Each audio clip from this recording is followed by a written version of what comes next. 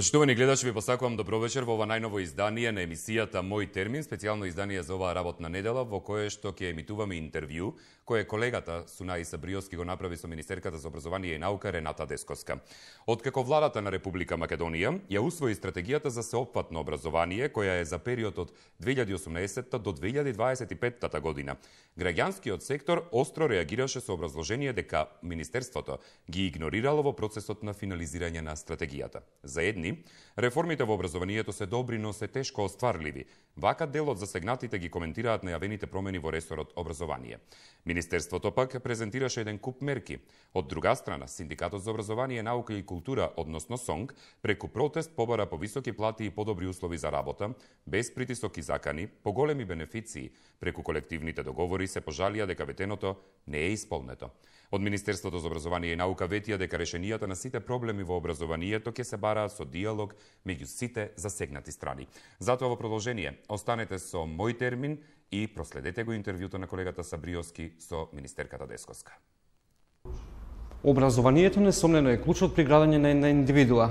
Изминатите неколку години се направија низ реформи во образованието, на што јавноста бурно реагираше. Штрајкови протести, бојкот на наставата беа само дел од механизмите на активистите, наставниците и професорите, родителите и учениците.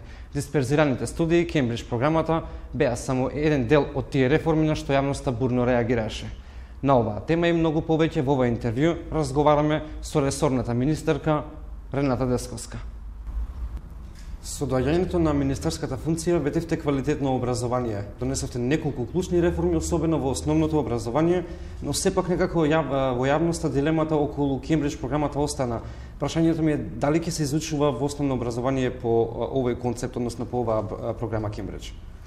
Значи, квалитетот во образованието е суштинскиот приоритет со кој што се соочува владата на Република Македонија, бидејќи без квалитетно образование понатаму страдаат сите идни професии. Секако процесот не е лесен, но исто така не може да биде ни брз. Со оглед на тоа што за квалитетно образование се потребни повеќе фактори и повеќе предуслови, почнувајќи од материјалните предуслови, продолжувајќи до она што ќе им се понуди на учениците како материјал за учење, тренингот на наставниците, нивните способности, компетенции, мотивацијата на наставниците, мотивацијата на учениците. Значи, тоа е еден концепт кој што опфаќа многу аспекти кои што ние мораме да водиме сметка со цел да достигнеме онаа стратешка цел која што е. И затоа, велам, тоа не е нешто што може да се случи преку ноќ, но тоа е нешто кон што мора сите безусловно да се стремиме и да имаме една заедничка подршка буквално од сите фактори кои што се вклучени во образовниот процес, но исто така и оние кои што може да одлучуваат и оние кои што можат да придонесат со цел да го подигнеме квалитетот на образованието. Еден дел од јавноста го покренува прашањето околу наставните содржини, тоа е и учебниците кои што се користат. Значи во делот за Кембридж, за Кембридж програмата е конкретно. Во таа смисла е Кембридж програмата. За Кембридж програмата дилемата е дали ќе остане или ќе се свали целосно. Ние направивме измена на законот за учебници со цел да овозможиме компетитивност на квалитетни материјали кои што би се употребувале, односно учебници во наставата, без да преюдицираме дека тоа мора да биде Кембридж или тоа мора да биде од домашен автор. Процесот кој што се отвара со ревидирање на наставните програми ќе понуди наставни програми на кои што потоа ќе се распише конкурс за пишување или за превод на учебници. Значи тоа ќе биде конкурс за учебник на кој што ќе има и можност да конкурираат издавачи со Кембридж материјали, но исто така и домашни автори кои што ќе можат да пишуваат. Рецензинските комисии кои што ќе бидат формирани во педагошката служба ќе оценат дали е што е методолошки подобро за учениците, кој е посоодветно за надоградување, за стекнување на нови знаења, така што во овој момент не преюдицираме дека нешто мора да биде исфрлено или нешто мора да биде задржано. Проблемот на претходното воведување на Кембридж беше што и тие програми кои што беа адаптирани не беа најсоодветни за нивото на ученици кои што и нивото на образование кој што постои во Република Македонија.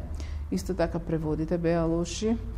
наставниците не беа подготвени да ги применуваат и ниту пак училиштата беа спремни да имаат да спроведуваат настава по физика и хемија во која што немате ни една лабораторија за физика и хемија.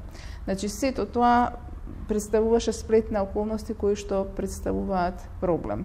Ќе одиме внимателно во процесот, ќе дадеме можност на компетитивност и ќе го избираме најдоброто, без да преюдицираме дека мора да е Кембридж или дека не сме да биде Кембридж. Значи сега со наставните програми за прво одделение кои што се дебатираат во јавноста, кога ќе се распише конкурс за учебници, ќе видиме практично што ќе добиеме како најповолно решение за учениците. Значи сепак останува да се изучува по Кембридж програмата, значи, се до моментот додека не се заменат, значи ние не можеме, навистина би било несериозно од било кој да ги укине учебниците сите кои што постојат во еден момент, ниту пак да очекувате дека целата програма може да се замени во рок од неколку месеци. Тоа јасно дека не може да се случи преку ден, преку не знам месец, година, треба време, меѓутоа еве конкретно јас имав можност да работам како тутор во едно основно училиште, да не кажам дека запрепастувачки е ситуацијата кога ќе видите дека дете кое што стигнало до 5-то одделение ја нема основата за да биде во 5-то одделение и секако тука е во прашање дали дека со самото тоа дека е задолжително со закон треба да помине процес, меѓутоа никој не го мери квалитетот на тоа дете кој што ќе продолжи понатаму во образовниот процес. Имате ли некој механизам како ова ќе треба да се спроведе, бидејќи не е само целта да помине во образовен процес, а при тоа просекот му е 3, 4, па дури и 5. Зборуваме за основни работи кои што му се случуваат на деца, кадарот цело време се правда со тоа дека е ставен во неповолна ситуација.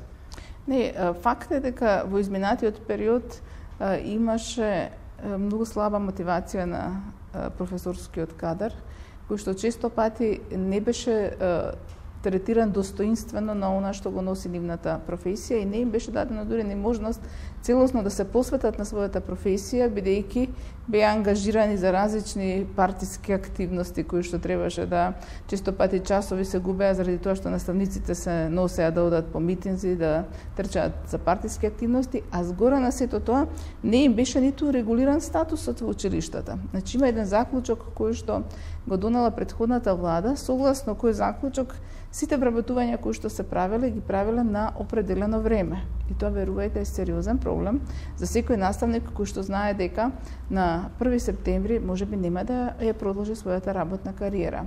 И тоа е нешто што планираме да го смениме, заради тоа што треба да им се обезбеди сигурност и стабилност на луѓето. А тоа значи и зголемување на нивната мотивација, да бидат тие мотивирани да работат со наставниот кадар. Во законот постојат обврски исто така за едукација на наставниците, за подготовка да се вклучат во различни содржини и различни активности во наставниот процес, но за жал често пати тие обуки не беа обезбедувани од институциите кои што се надлежни и џабе ви е законска обврска ако не дадете можност на оној кој што треба да ја исполни таа обврска да ја исполни. Значи, тука исто така создаваме концепт во кој што ќе се мери кариерниот развој на наставникот, но исто така и ќе му бидат обезбедени можности да се доедуцира, да го надополнува своето знаење и да може да напредува во кариерата. Кога зборуваме за мотивација на наставно-научниот кадар, пред известен период се случи протест на просветните работници под капата на СОНК. Изразија големо незадоволство во однос на платите. Вие претходната година најавивте дека ќе има зголемување на платите за 5%, меѓутоа и понатаму продолжува незадоволство. Можеби тоа е една од причините за невложувањето доволно во образованието. Секако платата е значајна за мотивацијата. Владата најави дека од септември ќе бидат покачени за 5% платите во основното и средното образование. И тоа е тренд кој што сакаме да продолжи понатаму, заради тоа што јасно ни е дека за да имате достоинствен живот, прво треба достоинствено да бидете платени. Но исто така има и друг сплет на околности кои што влијаат врз мотивацијата на наставникот. Ако вие го третирате достоинствено во неговата професија, знаејќи дека него првична грижа и професија му се образованието и воспитувањето на учениците, тогаш ќе имате наставник кој што е мотивиран.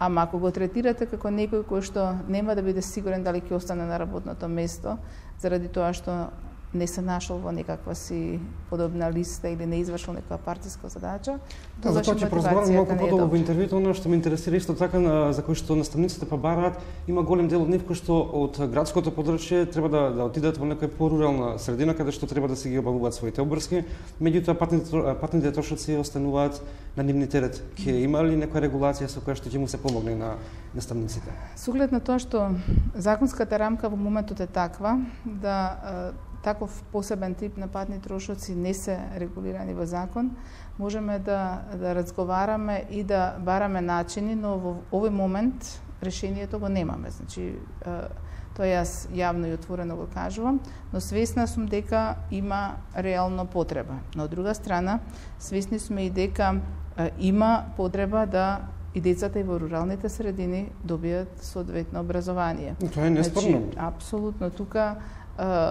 сите училишта, централни училишта што имаат подрачни училишта се должни да го обезбедат тоа. Но исто така треба да размислуваме за за проширување на концептот кој што ќе значи надомест на патни трошоци, заради тоа што општините обезбедуваат патни трошоци за учениците. Значи, ако некој ученик патува до своето училиште, него му се обезбедуваат патните трошоци, заради тоа што основното и средното образование е задолжително. Од друга страна, наставникот е ставен во понеповолна положба. Значи, разговараме за концепт каде што општините во рамките на тој превоз кој што ќе го организираат за учениците и тие надоместоци да ги калкулираат и овие надоместоци за наставниците, но секако да се спречат евентуални злоупотреби. Значи, има различни ситуации. Јас разбирам кога наставникот живее во местото каде што е централното училиште, а потоа предава во подрачно училиште во рурална средина. И тука мислам дека природно и логично е да се бара надомест на патни трошоци. Но до мене се стасани барања за надомест на патни трошоци за наставник кој што живее во еден град, а предава во друг. Значи, тука не мислам дека има реална основа од причина што тоа се две различни општини, два различни града, каде што тој наставник може да работи и во сопствениот град, но ако не можел да најде таму работа, избрал или нашол работа во соседниот град, тука не гледам обврска за општините да го обезбедат превозот. Но кога станува збор централно и подрачно училиште, тогаш треба да се најде решение. Цело време најавувавте ревизија на учебниците. Се случи да еден предмет биде останат, меѓутоа што е со останатите учебници каде е детектирано дискриминаторска содржина и понатаму се продолжува со примена и изучување на оваа материја? Значи, дилемата во септември беше дали да одиме со повлекување на многу учебници, повеќе учебници, каде што има проблеми, или пак да не направиме уште поголема штета, да ги оставиме на учениците без никаков учебник. Таму, но и вака се прави дека штета, бидејќи во секој случај, двете, како и да сврдите, секако е штета. Значи, законот не дава можност да исклучите дел од учебникот. Значи, или го повлекувате цел, или не го повлекувате.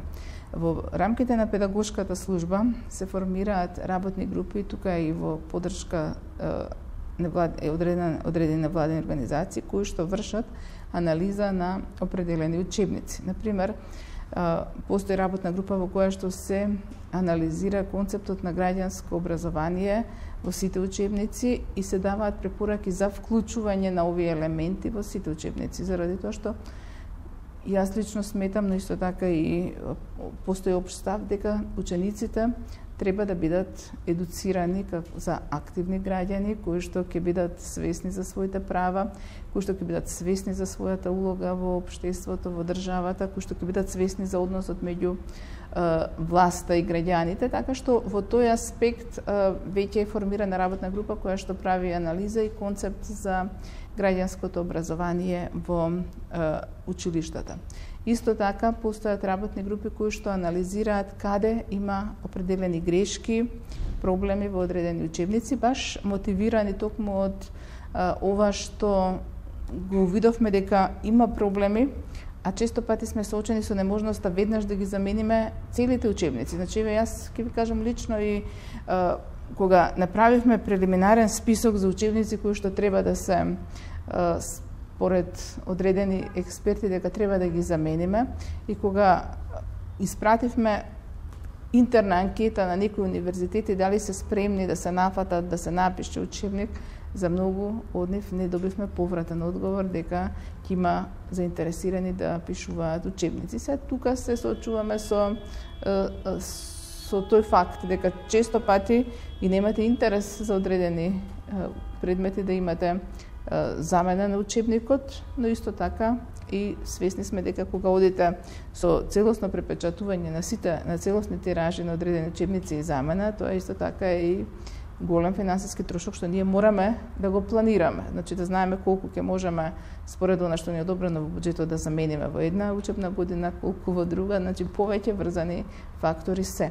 Но сегашниот закон кој што го изменивме минатиот месец ни даде можност сега доколку забележиме во одреден дел да има грешка, да побараме авторите или издавачите. Голем дел на граѓанските организации алармираат, нели, изнесуваат апсолутно, јас сум свесна не само граѓански организации и наставници и родители. Значи, ние сме овдека отворени за сугестии од сите кои што имаат добри, ги повикуваме и бараме и кај нас доаѓаат информации секакви, од информации кои што кажуваат дека има грешка во одредени учебници. Например, учебник по физика на 2 страни за иста работа има различна формула од која што јасно е дека едната е грешна. Значи тоа создава конфузија кај ученикот.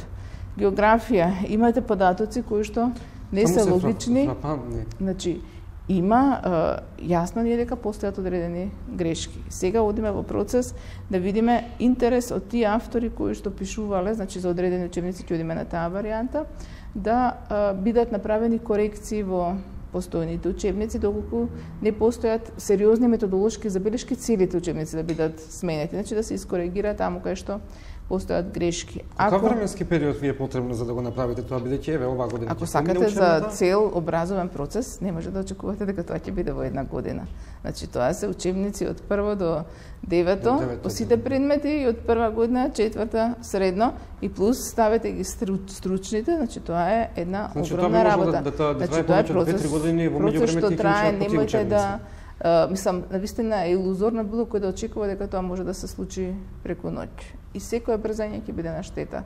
Заради тоа што искуствата од претходната влада која сакаше на ура да прикаже дека нешто прави, практично секогаш носеше штета во образовниот процес. Подобро е во реформите да се гази полека и сигурно, отколку да правиме брзи и хистерични измени под влијание на потребата да се прикаже во јавноста дека нешто на брзина еве све сме завршиле. Значи јас кажувам дека реформа во образование е процес кој што треба да биде обмислен, а не брз и хистеричен. Се надам дека оваа реторика нема да уследи понатаму кога ќе дојде некогаш можеби повторно до промена на структурата, бидејќи се често некако ги слушаме тие разговори дека едни со други си ја префрлаат топката, меѓутоа ајде се вратиме кога сме веќе кај учебниците. Па не, јас нема што да префрлам топка. Ние, значи, наследивме состојба која што сега пробуваме да ја смениме. Така. Нема што во моментов да префрламе, ниту некој од сегашното раководство во владата или во МОН е виновно за насока на тоа, бидејќи во образованието не сме да се прави било какви експериментации. Експерименти, тоа е јас и тоа е идејата. Ние не смееме брзајки со цел да покажеме под притисок на јавноста дека ете, за една година сме смениле 20, 30, 50 учебници, да си играме играчки. Значи тоа е процес кој што треба да се обмисли, бидејќи образованието е континуиран процес. Значи многу е лесно вие да влезете во сите оделенија и одеднаш да правите, да правите измени во сите оделенија. Ама тука имате проблем веќе на континуитет на концептот. Значи, кога скреирате образование, треба да почнете од почеток и да се движите нагоре, а не да влегувате во сите оделенија одеднаш и на крај да не се знае, да нема континуитет во тој образовен процес. Друга работа што ме интересира тоа што го дознавме исто така во средното училиште Здравко Цветковски, конкретно во прва година, по предметот македонски јазик, наместо лектира, учениците треба да прочитат неколку евангелија, имате Марко, Лука и Јован од Новиот Завет. Дали сметате дека тоа само до тоа се нарушува секуларноста? Јас имав можност да го видам списокот на лектири и во Бирото за развој на образование постои работна група која што прави анализа и ќе предложи нова листа на лектири која што ќе ставиме на дебата во јавноста. Инаку во постојната листа која што била подготвена од пред тоа и која што е актуелна, која што постои, значи ние не сме менувале онака како што ја наследивме од претходната влада.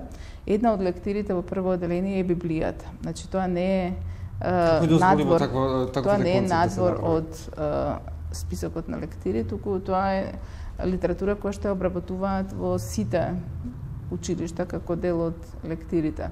Значи, прашањето за концептот на лектирите е прашање кое што ќе го разговараат лица кои што се стручни, кои што ќе кажат што е најсоодветно согласно програмата на по македонски јазик или по албански јазик или по турски, значи во зависност од која на кој јазик се изучува, и од тој аспект тие ќе предложат и ќе дали лектирите кои што се соодветствуваат на она што е предмет на изучување по тој предмет или не.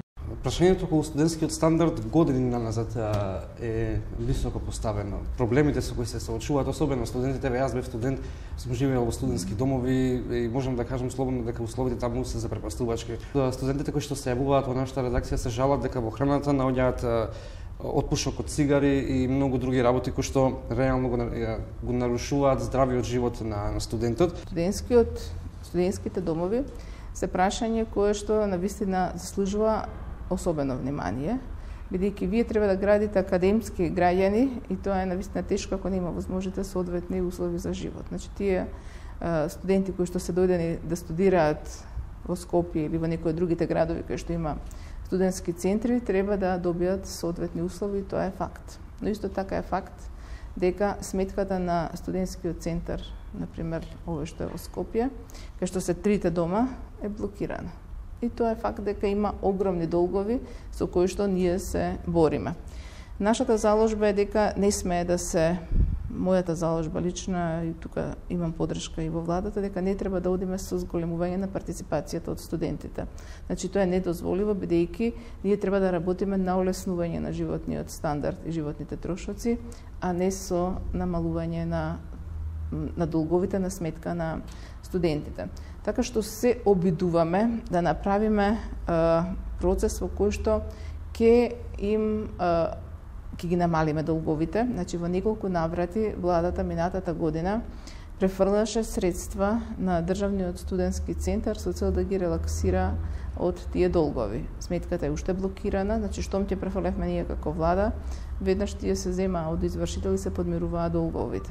Значи, домот работи на ивица на одржливост, факт е, но тоа секако не е оправдување, не треба студентите да ги засега, ниту се тие виновни, ниту ние во моментов сме виновни што сме наследиле таква ситуација.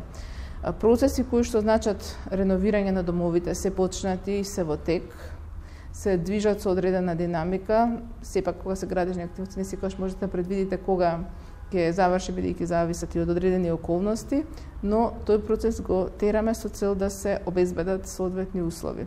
Најавивме проект кој што ќе значи студентска картичка за сите студенти, која што ќе им овозможи бенефицирани оброци на студентите и во рестораните. Значи сакаме да им овозможиме тоа ќе биде во сите ресторани во Скопје или ние ќе дадеме повик кои се заинтересирани да партиципираат. Значи таков проект оди во Словенија веќе неколку години.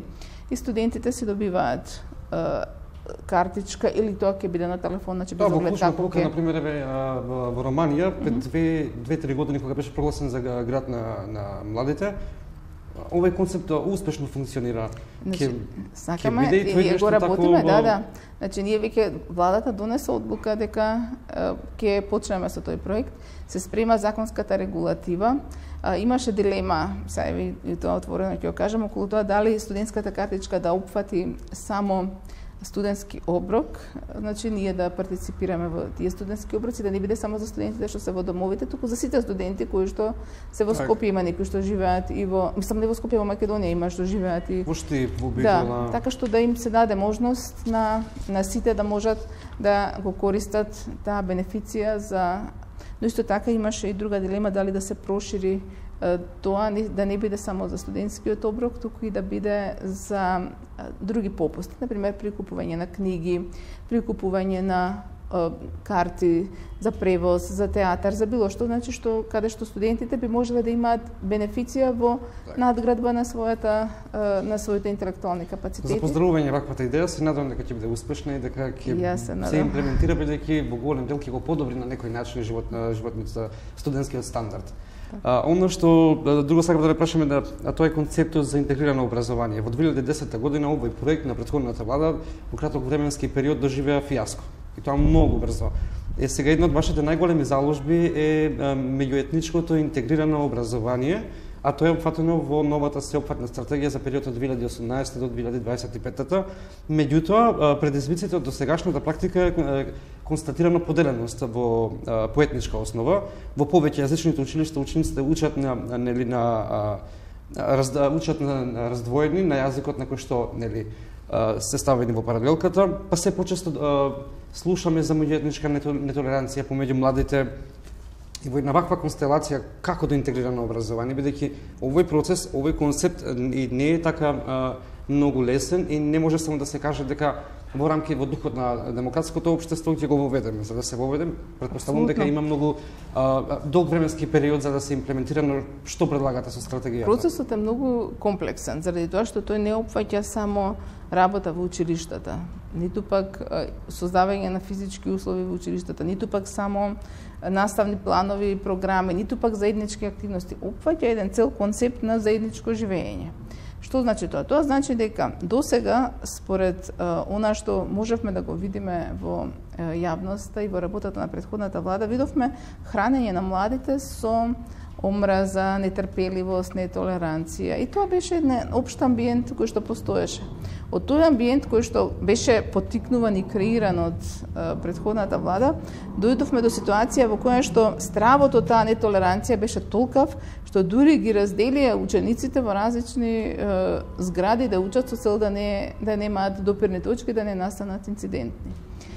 Се правеа некои се прават се уште проекти на меѓусебна интеграција, каде што ученици од различни етнички заедници се поврзуваат во заеднички проекти преку кои што тие треба да се дружат, да ги губат стереотипите едни за други. Значи, вие кога ќе се дружите, сваќате дека и другиот е човек како вас, со исти потреби, со слични или исти размислувања, значи да паднат оние стереотипи и бариери.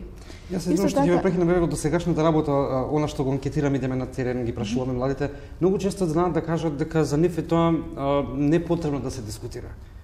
Во која смисла не потребно? Не потребно да се дискутира за различностите, бидејќи они се прифаќаат меѓу себе, меѓутоа наметнатоста од другата страна е проблем. Тоа беше прашањето кога станува збор за интегрирано образование. Практично до сега се поттикнуваа младите и се создаваше еден амбиент на меѓусебна омраза и нетолеранција. Значи, прво, таа бариера треба да ја срушиме. Понатаму, во делот на заеднички активности во училиштата, значи треба да се создаваат активности кои што ќе може да се дружат, не да ги двоите во различни школски згради, или ако се во иста да ги правите во различни смени со цел да не се сретнат. Значи, и можете да создадете систем во кој што учениците ќе учат на различни јазици, но има одредени активности што може заедно да ги прават. Значи, за да играте спорт или на физичко воспитување, па не ви треба да го знаете, или да сликате, или не ви треба да го знаете јазикот на другиот, за да можете заедно да вршите одредена активност. При подготовка на стратегија, на сеопфатната стратегија за период 2018-2025, од вашите достигашни излагања можевме да слушнеме дека беа вклучени многу страни, граѓански сектор, експертската јавност, професори, дури и за поздравување тоа што околу 40 на академски професори, ако не се лажам, дадоа свој придонес во оваа подготовка на стратегијата. Меѓутоа, изминативе неколку дена остро реагира граѓанските организации, конкретно коалиција Маргини и Хера, во делот на тоа дека нивните коментари и препораки додека била поставена стратегијата на ЕНЕР, они ги дале своите препораки, меѓутоа остро реагират дека не сте ги прифатиле ниту еден од нивните коментари, ниту препораки. Зависи тоа како ја читаат стратегијата, дали е прифатено или не.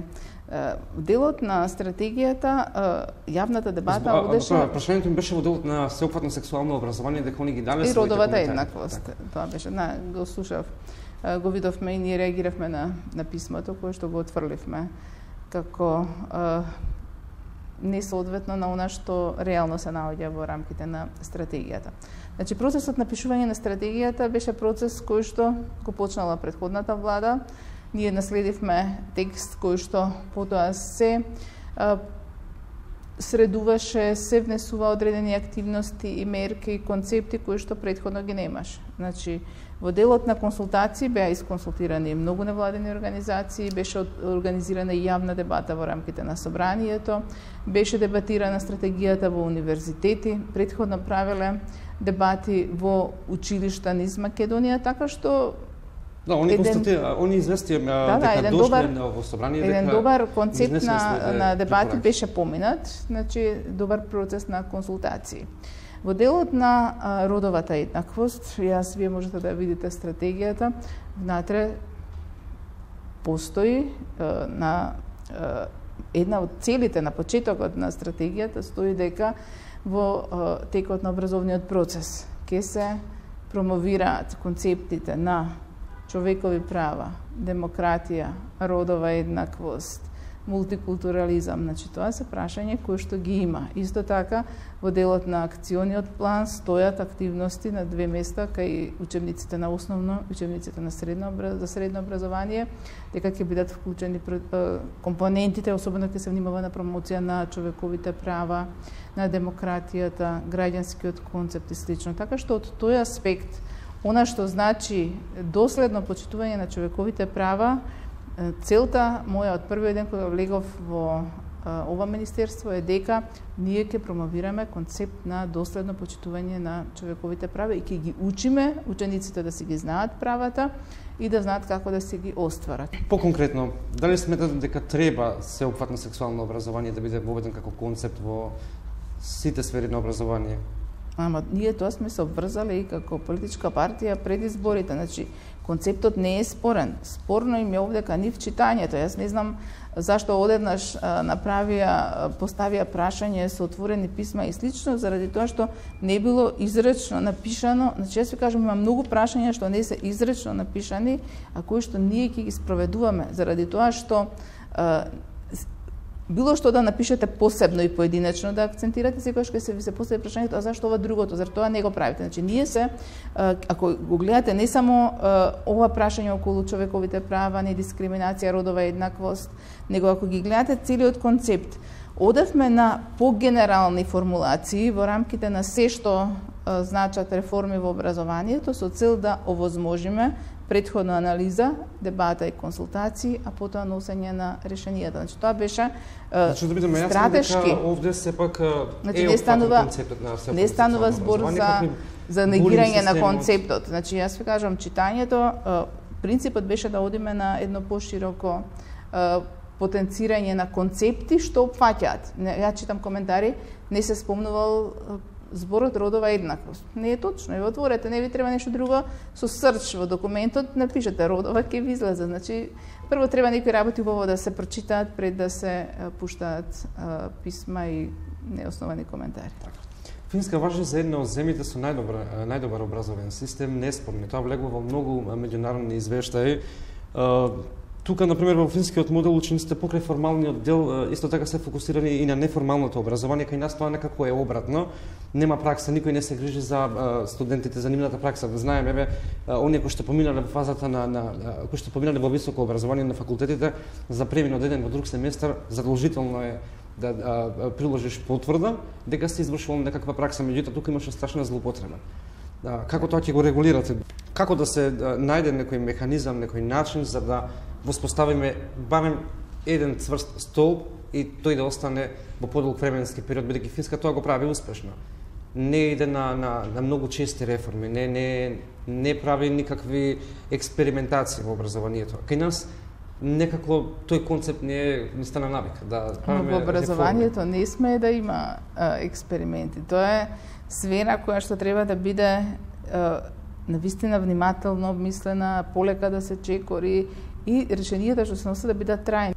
Свесна сум дека има многу проблеми, но јас сум приврзаник за решенија кои што се остварливи, а не за решенија кои што значат само проформа обврска која што ќе се изигрува. Не сакам да се прават решенија преку кои што ќе го лажеме системот или системот ќе се лаже себе си. Например, сами спомнавте за праксата на студентите. Џабе постоеше како за законска обврска во Законот за високо образование, кога во пракса самите кажавте како се остварува. Апсолутно, бидејќи ние ако работиме немате на истражување каде што вие сте били студент, знаете како функционира. Истиот закон важел вие кога сте студирале, не бил различен. И знаете какви биле тие студии, што од тоа се остварувало, што не. Значи за мене е подобро да имате реални закони кои што реално ќе може да се остваруваат и ќе го контролирате остварувањето, отколку да правите еден балон од одредби што убаво звучат, ама не се остваруваат, бидејќи тие создаваат опасност утре и другите што треба да се остварат, да речат да си имате алиби, па видите ова не се остварува, и кој ќе спроведе закон. Значи, по мене е битно да создавате концепт на меѓусебна соработка на образованието со бизнес секторот. Тоа беше прашањето, дали тоа го правиме. Ние се обидуваме. Се обидуваме со бизнес заедницата, не знам, со граѓанските организации кои што нудат можности за пракса. Бараме концепти кои што почнуваме од средно, не само во високо образование. Значи, концептот за дуално образование, кој што одлично функционира во некои западноевропски земји, во Македонија до сега наидувал на отпор, заради тоа што работодавачите не биле спремни да примат ученици. Значи, во тој процес контактиравме и со представници од германските стопански комори кои што дојдоа во Македонија, кои што сакаат да изградат таков концепт, но исто така и со други странски фондации со цел да најдеме модел кој што ќе ги мотивира работодавачите да обезбедат пракса за учениците. Во рамките на таа соработа, на тие напори, направивме еден одличен проект кој што многу добро е прифатен, каде што во една паралелка се запишани ученици на кои што им е обезбедена задолжителна пракса во Евана, кои што потоа по завршувањето, кои што учат по програми кои што беа усогласени заедно со Евана и кои што по нивното завршување на средно образование ќе бидат вработени во оваа компанија. И тука и учениците се мотивирани, но исто така и фирмата е мотивирана да им даде добро образование, бидејќи знае дека од таму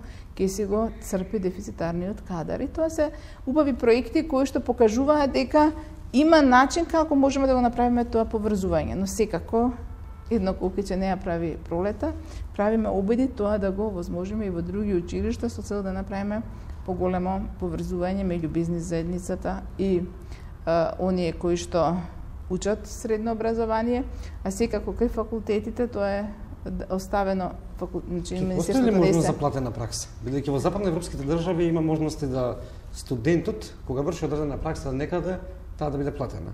Значи се прават одредени има работна група и консултации се во рамките со Словенија, каде што правиме обид да видиме како да бидат тие студентски гаранции, младински гаранции, да ја возможиме да учат, да студираат, но исто така и да остваруваат пракса преку која ќе заработуваат.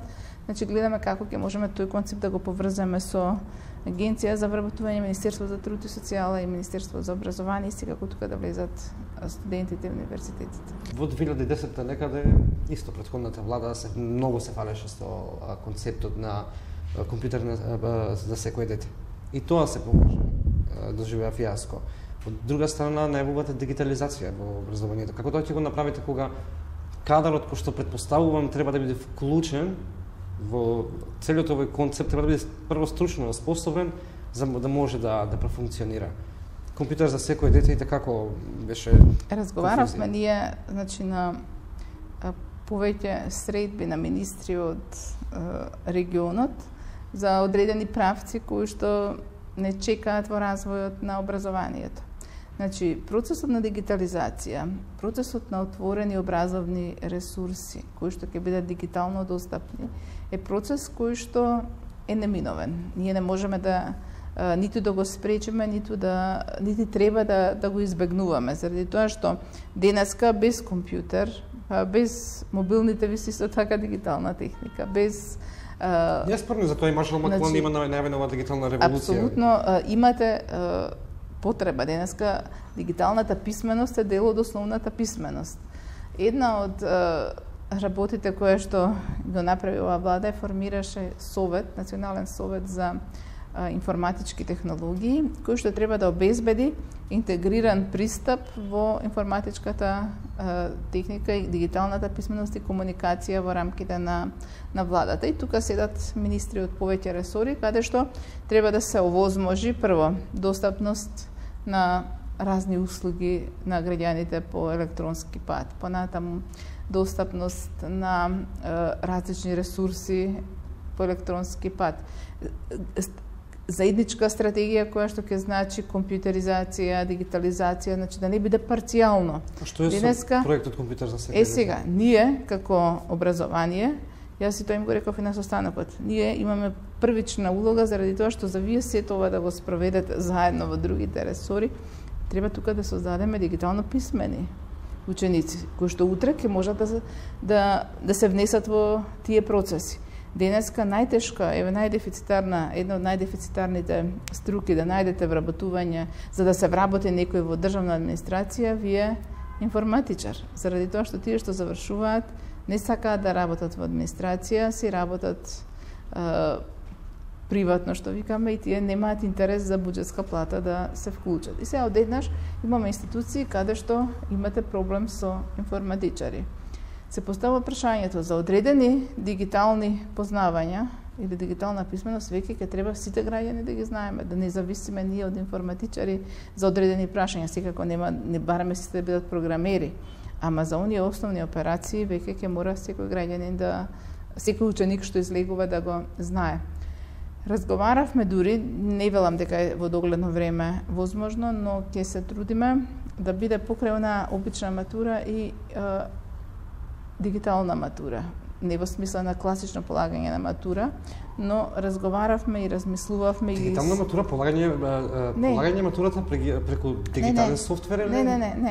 Не во таа смисла. Туку сакаме да обезбедиме можност, само тоа ги испитуваме сега, значи компаративните искуства и што тоа ќе значи буџетски. Учениците кои што се во средно образование, доколку се заинтересирани, а тоа би било добро сите да се заинтересирани, да поминат определени курсеви за компјутери, за различни програми, со кои што тие ќе добијат сертификати кои што се меѓународно признати. Бидејќи утре и тоа ги оспособувате веднаш за работа, заради тоа што денеска кога аплицирате за било која работа, ве прашуваат дали знаете јазик, освен на формална диплома што имате, јазик и работа со компјутери. Значи, да им овозможиме преку тие курсеви да можат да стекнуваат и своји знаења. Некои тоа го нарекуваат дигитална матура, јас не сум спремна да додам во принцип на задолжителност, имајќи предвид условите кои што постојат во училиштата. Уште не. Сакаме да го видиме концептот што тоа ќе значи, кој ќе биде опфатот, бидејќи да пилотирате, после тоа ќе треба да го внесете, но ако немате соодветни услови во училиштата, сепак е неправедно да обезбедите за некои што се во големите градови, а за децата во руралните средини не, така што мислам дека треба да имаме принцип на правичност во однос на сите, кога ќе се создадат услови да можеме да одиме со пристап на сите ученици кон овие вештини. Не ви одговоривте на прашањето за компјутер за секој дете. Имате ли преглед на овој проект? Што се случило претходно? Значи, во проектот Компјутер за секој дете можете да видите резултатите ако влезете во било кој училиште. Значи, имаше купови компјутери кои што се застарени, компјутерската техника и така и застарува со одреден временски период, но проблемот не е што таа застари до овој момент. Проблемот е што таа не беше искористена во периодот додека не беше застарена. Значи, прво да купите компјутер, а потоа да правите обука на наставникот е без малку нерационална обука. Нема да го правите со најавената дигитализација. Не, затоа велам јас, не сакаме да брзаме дека не сме спремни да, значи не е целта да фрлите пари. Так. Целта е да оспособите парите да ги инвестирате. Значи да тој што ќе му овозможите да знае тоа да го употреби, а не само да фрлате пари во празно. Така што од тој аспект на сите ни е јасно, ние претходно сме го зборувале и сме го критикувале тој концепт дека не беше осмислено воведен и не беше осмислено планиран во целиот процес. Туку едноставно се фрлија компјутерите, се фрлија парите, се купија компјутерите, а потоа тие само седеа неискористени во училниците. Изминатиот период од неколку дена се случија низа настани, голем дел од наставниците се жалеа на мобинг и притисоци од директорите, имаше дури отпуштање од работа, конкретно во училиштето Јосип Броз, Сорце Николов и ГУЦ. Како да се надмине оваа пракса на политичко-партиско пребирање кога има прашање образованието? Што конкретно во делот на ова каде што наставниците се жалат на мобинг и притисоци и отпуштањето нивно? Значи јас еден од тие, за тоа што го зборувавме веќе на почетокот, еден од проблемите кои што го лоциравме практично нерегулиран статус на наставникот. Наставник кој што не е сигурен на своето работно место, тој не може да биде прво посветен и релаксиран спрема учениците. Значи под постојан притисок и под постојан стрес. И затоа сакаме прво да одиме со измена на тој заклучок на владата дека ќе оди примањето на привремени вработувања, значи да се овозможи вработување на луѓето кои што ќе бидат сигурни и стабилни на своето работно место, а во делот и на тој начин практично ги намалуваат ингеренциите на директорите во однос на нив, заради тоа што тој не зависи утре од милоста на директорот дали ќе остане на 1 септември или нема да остане на работа, така што тој аспект е една од измените. Се што стасало како исто така информација во однос на одредени нерегуларности во работењето на директорите, ги упатуваме до Државниот просветен инспекторат. Се трудиме да обезбедиме контрола на тој процес. Секако мене ми е јасно дека инспекторатот е со лимитирани човечки капацитети, не може да постигне секаде каде што, но со одредена динамика ги следат и тековите и процесите кои што се случуваат. Така. Периодов се поактуелно е прашањето за законот околу законот за употреба на јазиците кој што е во собраниска процедура и што доколку истиот тој биде донесен и дали тоа ќе влијае во образованието?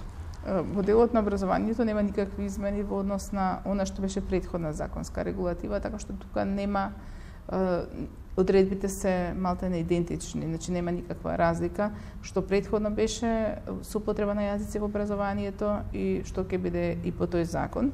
Значи учениците кои што се од помалите етнички заедници имаат право на образование на мајчин јазик во основното и средното образование.